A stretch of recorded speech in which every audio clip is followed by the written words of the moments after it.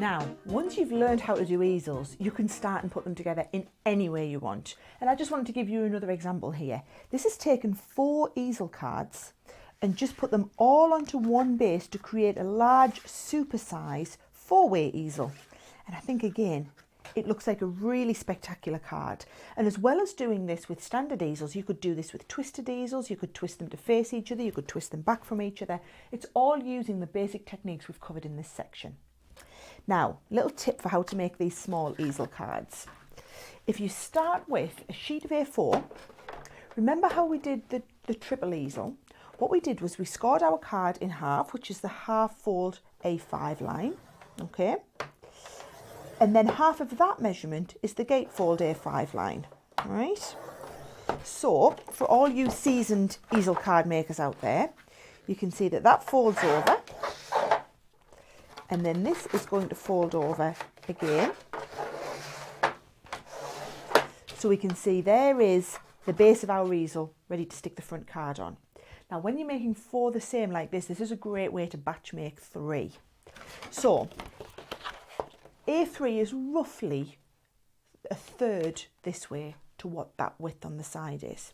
So I'm going to use the trifold A4 line to score right down. Turn it around, score right down again, and then actually I'm going to pop my paper trimmer in place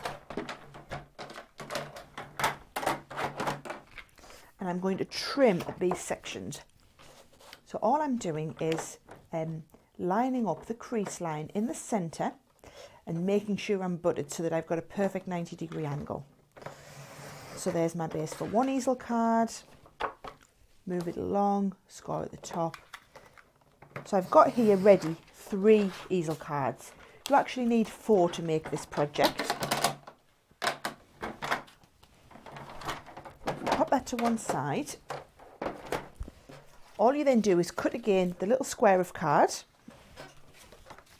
and I'm just going to stick it onto the front as we've made all of our regular easels.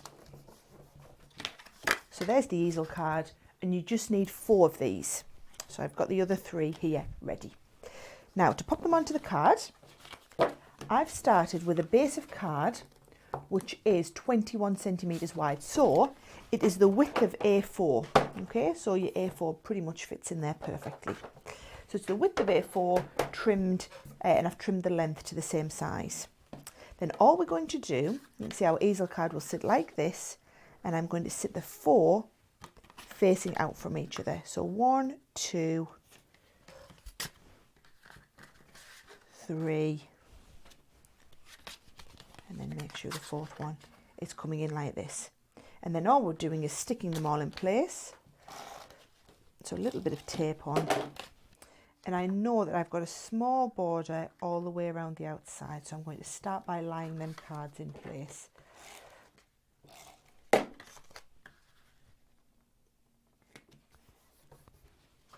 And just putting them right up next to each other. Now, if you're not as confident and you're not sure about getting them exactly in the right place, I would recommend not using a tape pen as I am here, but instead I would use a little bit of wet glue, and then you've got time to manoeuvre them into place.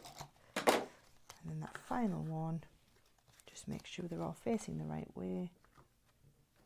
There we go. And you can see again, we've just used that basic principle of standing them all up.